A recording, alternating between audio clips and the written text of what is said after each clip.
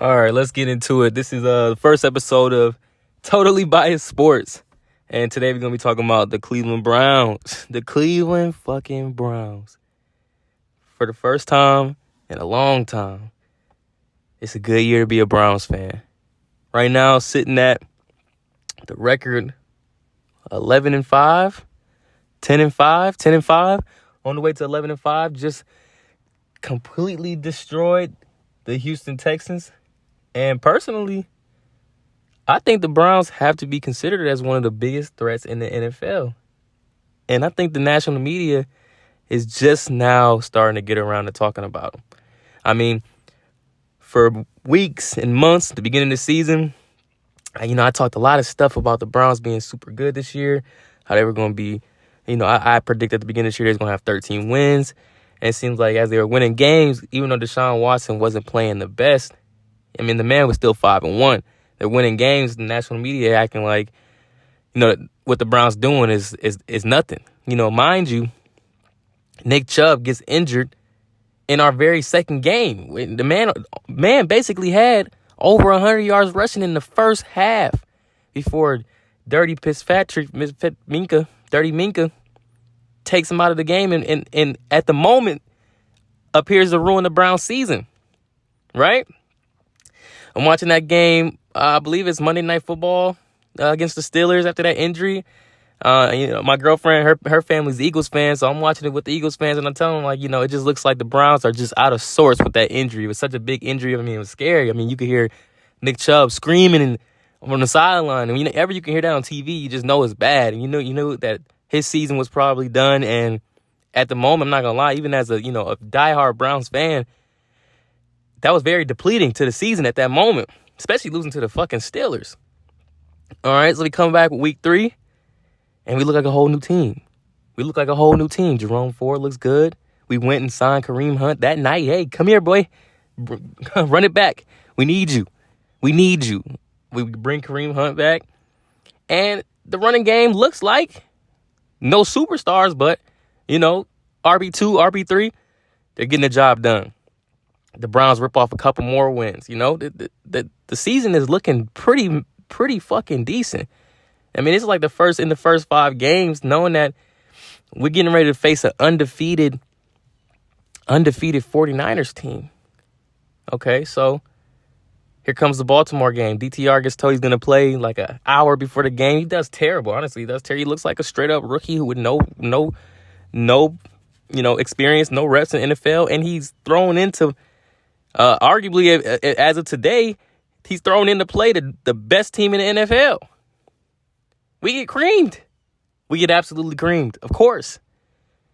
And it's not a good sign because we're getting ready to play the 49ers, who at that time were talking about, in national media, talking about the number one in power rankings is probably the NFL champions. And we're down to our third string ex-XFL player, PJ Walker, who, if you know about the guy or you don't know about the guy, he played great in the XFL, but he was ass on the Panthers.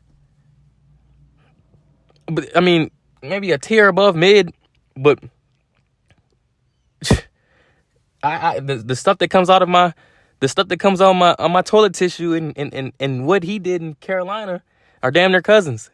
Okay, somehow in that game, that game started off so bad. Christian McCaffrey off the gate, shoot, touchdown.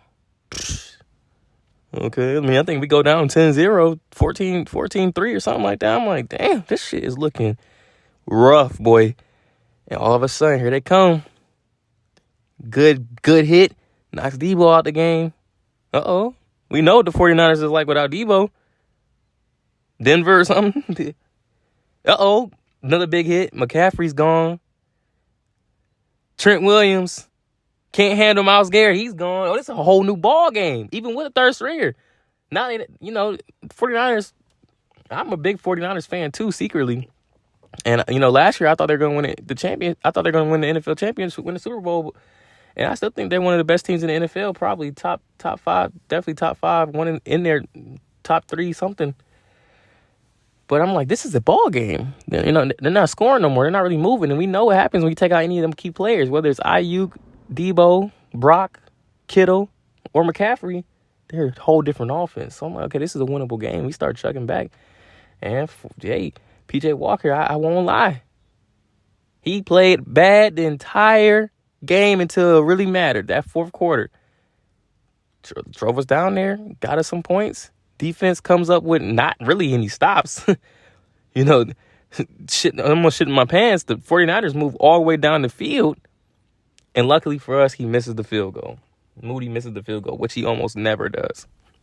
Blessed. This is a magical season, it's feeling like. Right?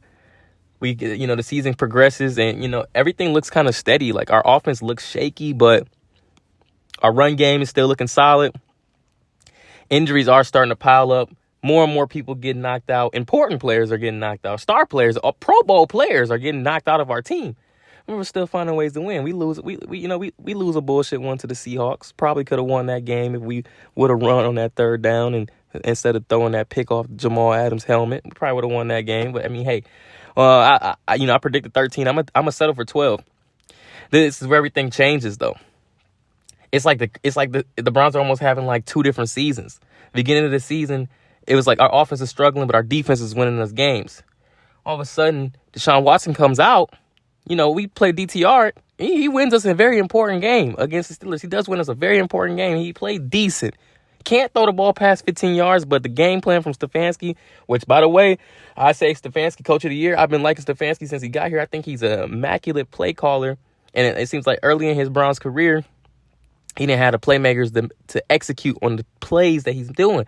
Now the Browns are clicking on all cylinders. Like, these plays, schematically, how they're schemed up, it's like, man, these motherfuckers is wide open sometimes. Big plays, whatever. So we signed Joe Flacco, and everything changes. From a Cleveland fan, Joe Flacco has tore our asses up for years. So to have him even be on the Browns is like, wow, I mean, that's kind of, crazy. But it's like, how old is he? What is he going to actually be able to do for us? Is he actually going to be able to produce? Is he actually going to be able to live up to anything he done with Baltimore, especially considering the last few seasons, more recently in my mind with the Jets, he was ass, except for the game where he fucking tore the Browns up, but there's not much to show for it. So, I'm telling my boys, I'm like, we got to run with DTR, gives us the best chance. He's more athletic, blah, blah, blah, blah. And he was playing fine until he got his ass knocked out the game, concussion style. And that changed the whole Brown season right there. That might be one of the biggest gifts that a player has blessed the Browns with all season, because it unlocked and unleashed Joe Flacco. So now you have Joe Flacco, 38 years old, 3/4 of the season done, probably the freshest legs of a QB in the NFL, freshest arm in the NFL as a QB, and he's ripping the fucking field up. I mean, this man, I'm 28 years old. I've been a Browns fan for a long time. I ain't never seen a Browns offense look this potent. First play of the game against Houston, and there's people in the media that saying that the Browns are gonna lose. At the beginning of the week, the Browns were actually the underdog, and people were thinking that Houston's doing pretty good. D'Amico Ryans is Coach of the Year candidate apparently. CJ Stroud, my Ohio boy, ripping the game to shreds. But guess what? Concussion protocol. He's not playing. Oh, great. And still people had Houston still. What Flacco does first play of the game? Fucking bomb to Cooper. 2 plays later, Jerome Ford, touchdown. Easy fucking money. And that was just the tip of the iceberg. All damn game. I never seen Cooper. I like Cooper. I watched him when he played. Obviously, can't see too much unless you have like NFL Game Day. But I seen Cooper highlights in with the Raiders. Solid receiver. Seen him with the Cowboys. Better. He seemed better with the Cowboys than he did in Oakland. Now he coming to the Browns. It's the best I ever seen this motherfucker look. I mean, Cooper looked unguardable. He even said in his post-game interview, I'm unguardable. He looked unguardable. He's a route technician. I mean, I feel like he's not the fastest, but he's always open. Derek Stingley, sorry, buddy. You could be all pro, sure. You got ripped. And the Browns are getting ready to go, what I believe, to rip off this season for the next 2 months. They're going to win out. They'll beat the Jets and clinch a playoff spot on Thursday.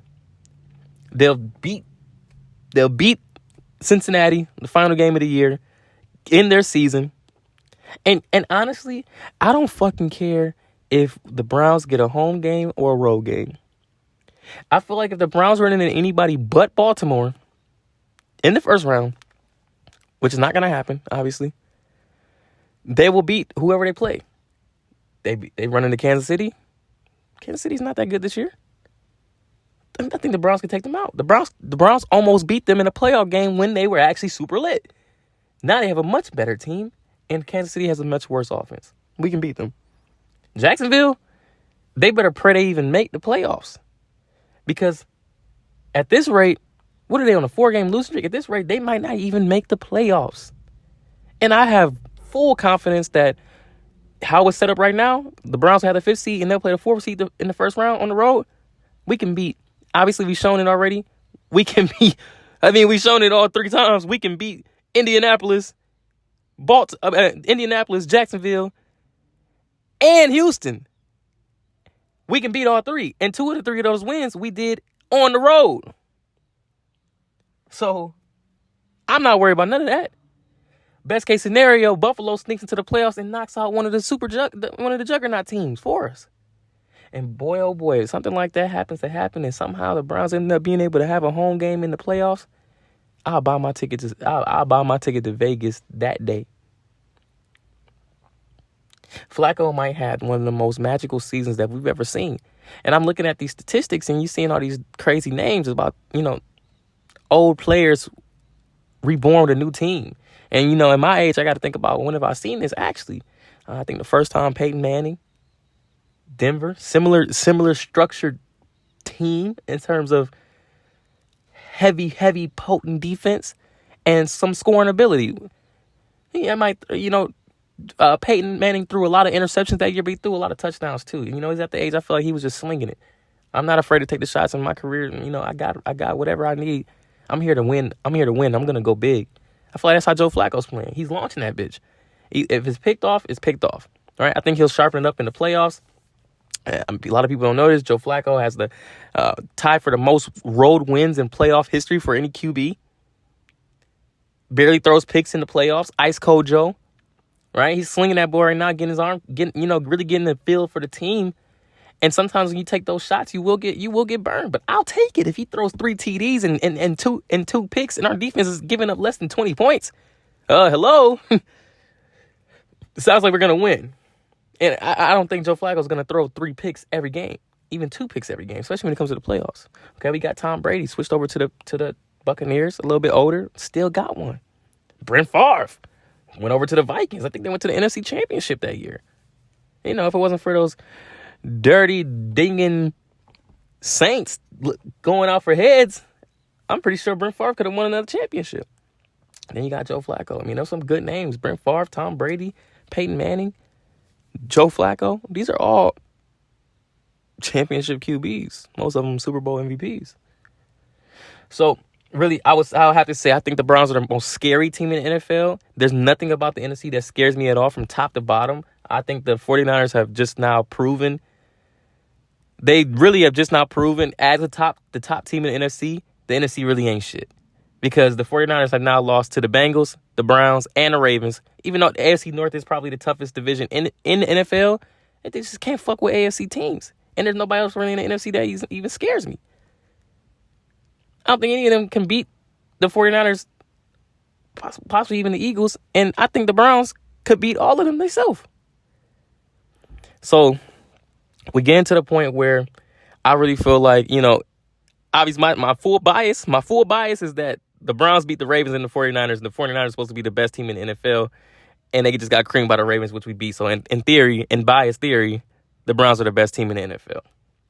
But in actuality, I think that it's pretty fair. I think the Ravens legitimately are a scary team. I would not want to run into them for our first playoff game against the Browns, and I wouldn't even want to see them in the second game, to be honest. But I do think that the Browns can beat them, and they've proven they can do it. They've done it before. I think that the Browns possess the most intimidating pathway for any other team to go to the Super Bowl, seeing how they play their defense. They don't allow more than 24 points. And it seems like now they're putting up over 30 a game the last 4. And I don't see that stopping.